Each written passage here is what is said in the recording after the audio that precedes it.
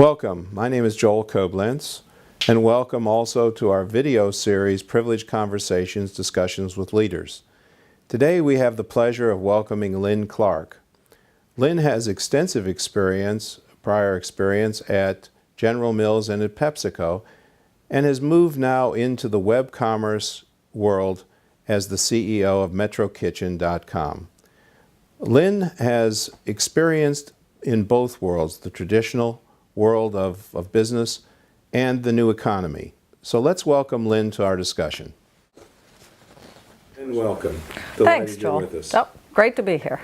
Be here, Joel. What leadership lessons from the Fortune 50 do you use at MetroKitchen.com, as well as with your boards, from your work previously at Pepsi and as a senior person at Pepsi and also at General Mills?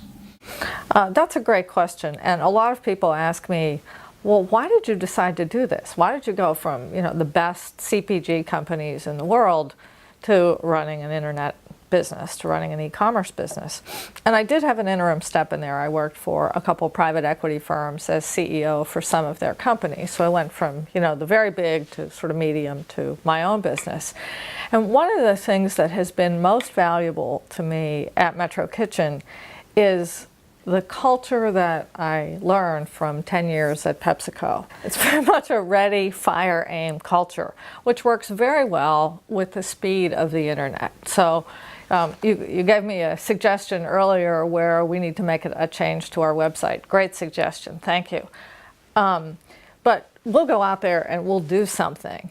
And then we'll say, oh, we need to tweak it here, we need to tweak it there, we need to fix this. And that's something I learned at Pepsi, because it is such a competitive market that Pepsi and Coke, I'm allowed to say that now, that the two companies go head to head every day.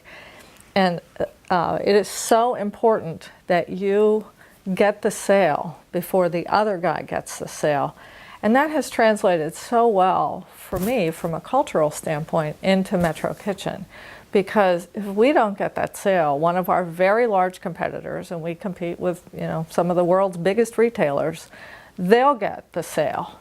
So we need to make sure that our customer service, which includes the information that we have on the website, that's clearly our definition of customer service, as well as how we answer our phones and the expertise that my entire staff has about all of the really top quality kitchen brands that we sell. So that's the first thing I would say from Pepsi to Metro Kitchen and in between there. The second thing is the competitiveness of the marketplace. One of the key things that we all do when we go online to shop is we'll check out price. At least I do. I'm making the assumption you do from previous conversations. I mean, why wouldn't you? And that makes us very careful at how we price our products and the types of products we carry on Metro Kitchen. So again, that's been a really wonderful transition from PepsiCo to Metro Kitchen.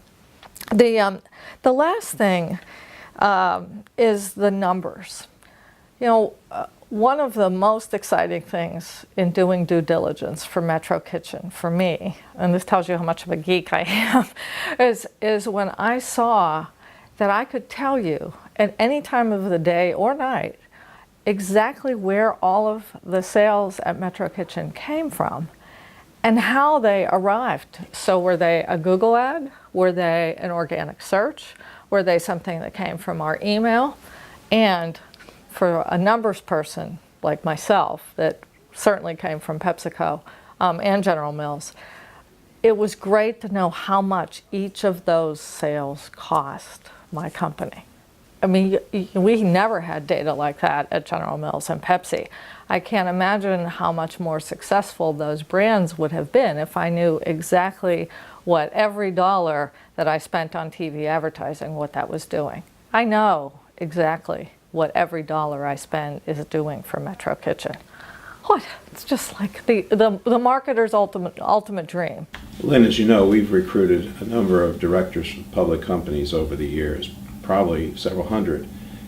And I'm curious to know, in our recruitment of individuals to these boards, we've noticed a swing towards boards seeking to identify and elect new economy experienced individuals. I'm curious to know your thoughts and advice on what these nominating committees, based on your experience, really should consider, because most of the people who are doing the interviewing don't have the experience that you have, and probably will never have the experience you have.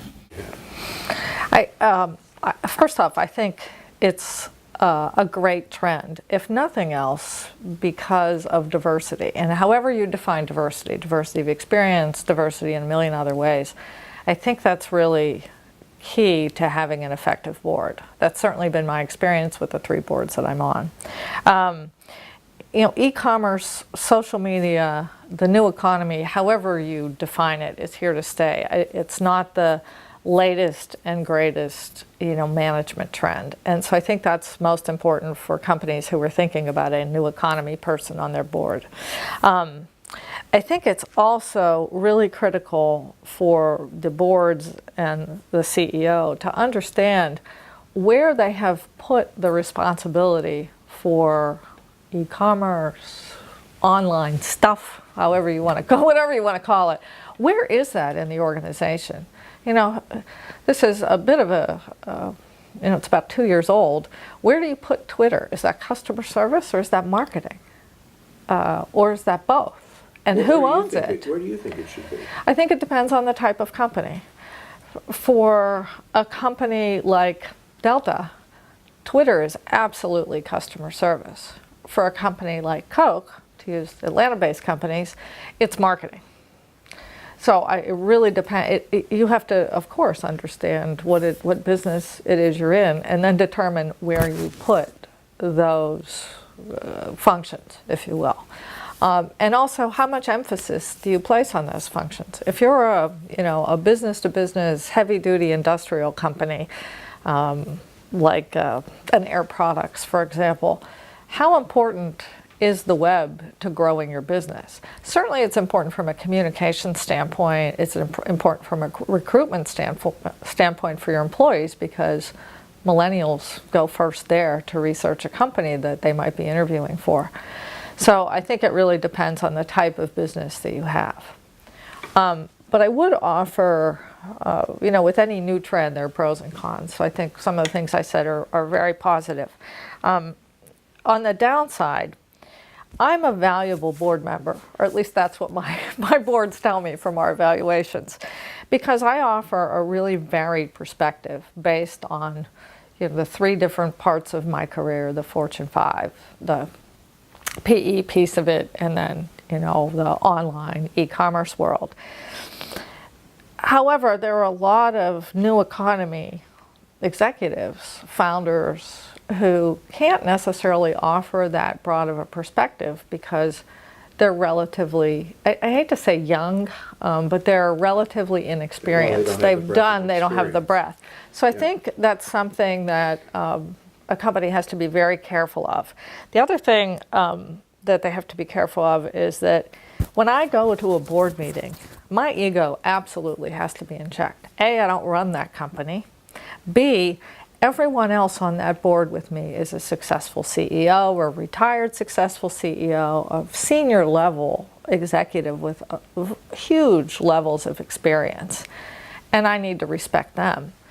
But if I've created a multi-billion-dollar company when I was 27, which unfortunately I didn't,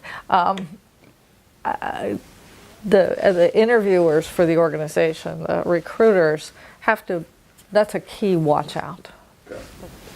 Thank you, Lynn, for joining us. It was great fun. Oh, it was a great pleasure for me. I really appreciate you taking the time to share them with us. Thank you. Look forward to our next Chinese lunch. Be my pleasure. All right, Joe.